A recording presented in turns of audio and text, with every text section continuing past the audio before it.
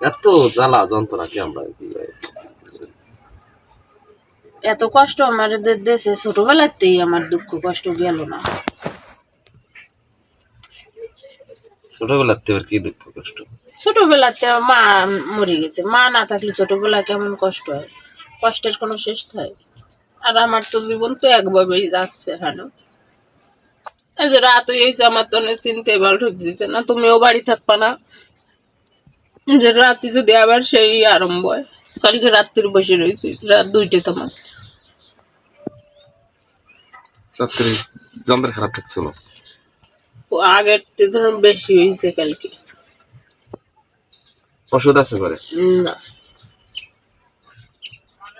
তুমি একদিন নদী কদম বাড়ি যাইতে এবার। কালকে যে সময় শুয়েছি সেই সময় বুক কেমন যেন বারবার বারবার 11টা তোমার আর কি, তার ওই গলার গোড়ায় খালি গড় গড় করে, তারপরে আর শুয়ে থাকতে নেই। কিভাবে যে কি করি আমি তো কিছু বুঝি না। আমার আসলে যাকে মন আছে তাকে অর্থ নাই, বুঝছো? ওই যে ছামড়াটার ওই ওষুধ খাওয়ানি হয়েছে, ওষুধ পুরো কোর্স শেষ করা হয় না, পুরো গা ভরে গেছে চুলকুনিতে। কিভাবে যে কি করি।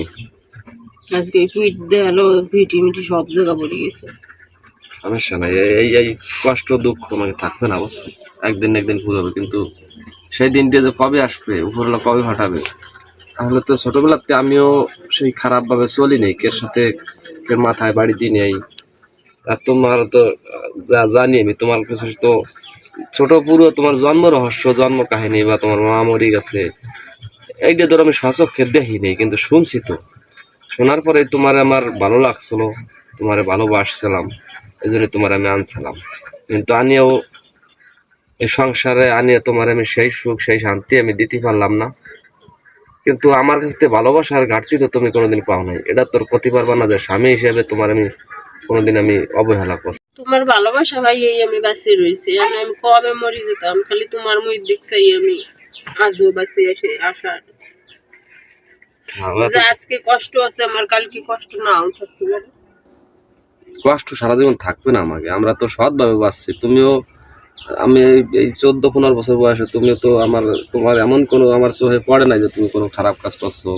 তোমার মন, তোমার হৃদয় একজনের কষ্ট দেখলেই কষ্ট পায়, একজনের দুঃখ দেখলে দুঃখ পায়। আমার হৃদয়টা আমার মনটা ঠিক তাই, এই জন্যে আমাকে কষ্ট একটু বেশি হবে সারা জীবন। কিন্তু এই কষ্ট আমাকে থাকবে না, বুঝছো? এই কষ্ট থাকবে না, এই কষ্ট ফুরোয় যাবে। কিন্তু আসলে তো আমরা পরিস্থিতির শিকার এখনো। তুমি আরো ধৈর্য ধরো, ধৈর্যের অনেক গুণ, বুঝছো?